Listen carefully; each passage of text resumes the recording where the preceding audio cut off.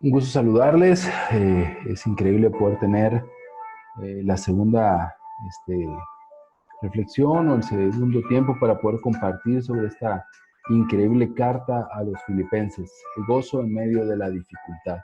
Como hemos hablado desde en la primera oportunidad que tuvimos sobre esta carta, es que Pablo la escribe desde la prisión, ¿verdad? A una iglesia muy cercana a él, donde él tenía una conexión muy fuerte, donde tenía amistades muy profundas y también donde había pasado tiempos de dificultad, pero también tiempos de mucho ánimo.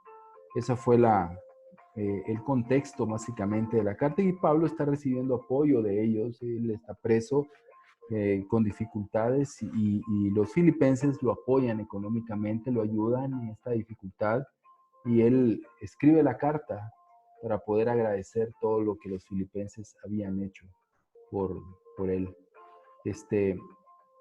Vamos a ver algunos puntos brevemente el día de hoy. Sufriendo por un bien mayor. Ese es el punto central de la sección que hoy vamos a estudiar. Estos versículos que hoy vamos a estudiar, que son los versículos del 12 al 18.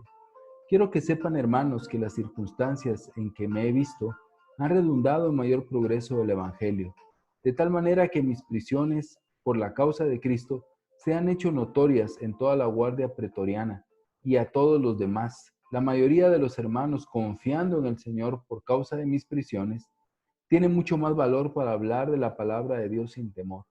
Algunos a la verdad predican a Cristo, aún por envidia y rivalidad, pero también otros lo hacen de buena voluntad. Esto lo hacen por amor, sabiendo que he sido designado para la defensa del Evangelio. Aquellos proclaman a Cristo por ambición personal, no con sinceridad, pensando causarme angustia en mis prisiones. Entonces, ¿qué? De todas maneras, ya sea fingidamente o en verdad, Cristo es proclamado, y en esto me regocijo, sí, y me regocijaré. Increíble ánimo el de Pablo. Vamos a ver algunos puntos, versículos del 12 al 14. Quiero que sepan, hermanos, que las circunstancias, aquí vemos a Pablo dentro de circunstancias difíciles, estaba en una prisión. Nosotros también podemos sufrir circunstancias complicadas. Hoy estamos viviendo una circunstancia mundial complicada, ¿verdad? El COVID-19, pero podemos vivir otro tipo de circunstancias. Pero vemos la convicción que Pablo la revela en Romanos 8, de que todas las circunstancias obran a bien para quienes aman al Señor. Dice que las circunstancias en las que me he visto han redundado en en un mayor progreso del Evangelio. O sea, lo que él estaba viviendo estaba contribuyendo a que el Evangelio progresara. Las personas lo tenían preso para que el Evangelio pues disminuyera, ¿verdad? Se acabara, menguara. Pero contrario a eso, Pablo preso, el Evangelio estaba creciendo, ¿verdad? La palabra de Dios estaba dándose a muchas personas, esparciéndose por muchos lugares donde él estaba preso, muy probablemente en Roma. Dice, de tal manera que mis prisiones por la causa de Cristo se han hecho notorias en toda la guardia pretoriana y a todos los demás. Como quien dice que Pablo, estando ahí preso, estaba teniendo contacto pues con los soldados, ¿verdad? Con la guardia. Y él estaba compartiendo el mensaje. Yo creo que el versículo 13 y muchos de los teólogos concuerdan de que lo que Pablo está diciendo es que él estaba convirtiendo personas ahí en la guardia de la guardia pretoriana. Estaba avanzando el evangelio ahí dentro de la cárcel. Qué desafío tan grande, ¿verdad? Para nuestra vida, que de pronto no hemos logrado impactar a nuestros vecinos o compañeros de trabajo, ¿verdad? No hemos logrado impactar personas, ¿verdad? En nuestros estudios. Y Pablo ahí preso estaba impactando la vida de muchas personas. Dice, confiando en el Señor por causa de mis prisiones, tiene mucho más valor para hablar de la palabra de Dios sin temor. ¿Qué es lo que se convirtió Pablo? Dice, la mayoría de hermanos. Pablo se convirtió en una inspiración para los hermanos. Decía, si Pablo preso está avanzando el reino, ¿cómo no lo vamos a hacer nosotros? Entonces vemos a Pablo siendo en una circunstancia difícil, en lugar de ser objeto de lástima, era objeto de inspiración. desafío tan grande, ¿verdad? Nosotros en una circunstancia adversa, Dios nos llama a ser una inspiración para los demás, ¿verdad? No ser personas que damos lástima, ¿verdad? Sino personas que son objeto de inspiración. Dice, mira, qué inspirante es lo que está pasando con este hermano, me inspira a seguir adelante. Debemos de hacerlo y debemos de aprender de Pablo. Más adelante dice, algunos a la verdad predican a Cristo aún por envidia y rivalidad. Bueno, hay personas ahí que estaban atacando a la iglesia, aún llamándose cristianos, tal vez. Personas hablaban de Cristo, predicaban a Cristo, ¿verdad? Y obviamente eran personas que no estaban del lado de Pablo, no estaban del lado de la iglesia, no sabemos quiénes son específicamente, pero había un grupo de personas que estaban predicando a Cristo.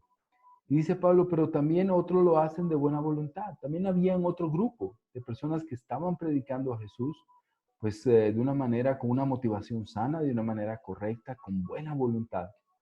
Estos lo hacen por amor, dice, sabiendo que he sido designado para la defensa del Evangelio. ¿Quiénes son estos? Seguramente la iglesia, porque dice que ellos lo hacen por amor, porque esta iglesia sabía, ¿verdad?, de que Pablo era un apóstol, que había sido designado a la defensa del Evangelio. Aquellos, los otros, ¿verdad?, los contrarios, dice, proclaman a Cristo por ambición personal, ¿verdad? No con sinceridad, pensando causarme angustia en mis prisiones. ¿Cuál era su motivación? Eran ambiciones personales, era protagonismo y también era rivalidad contra Pablo. Qué triste, ¿verdad? Personas estaban predicando a Cristo para tratar de mortificar a este apóstol que estaba preso. Pero mira el versículo 18. ¿Entonces qué? ¿Entonces qué? Que de todas maneras, ya sea fingidamente o en verdad, Cristo es proclamado. ¿Qué es lo que Pablo ve? Dice, yo alabo a Dios, me siento tan feliz que hablen de Cristo. Lo están haciendo de mala manera, lo están haciendo por motivaciones incorrectas, pero no importa. Lo importante es que lo hagan. Y dice, para concluir esta sección, y en esto me regocijo, sí, y me regocijaré. Yo no veo ni un rastro de amargura en Pablo. No veo ni un rastro de rivalidad en su corazón. Para nada. Él sabía quiénes eran estas personas. Él sabía que eran falsos hermanos. Pero al final, él se regocijaba porque estaban hablando de Cristo. De pronto, tal vez sus grupos estaban creciendo. Estaban siendo más personas. No sé, es probable, pero él no sentía envidia, no sentía amargura en su corazón, sino sentía gozo.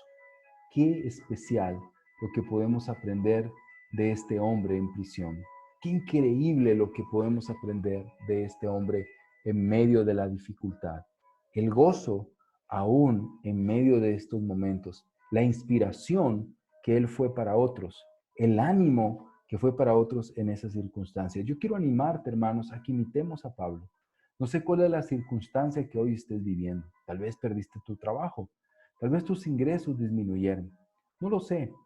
No sé cuál es la situación. Tal vez tienes alguna situación de salud adversa o estás pasando por algún problema.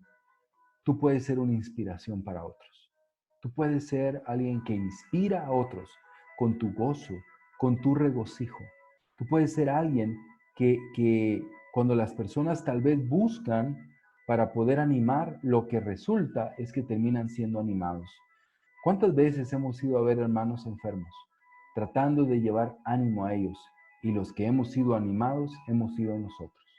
¿Cuántas veces hemos visitado a personas que están pasando tiempos difíciles para tratar de fortalecernos? Y los fortalecidos hemos sido nosotros. Hemos visto muchos ejemplos como los de Pablo de inspiración, pero hoy el llamado es que en esta circunstancia tengamos gozo en medio de la dificultad y nos podamos convertir en una inspiración para otros cristianos.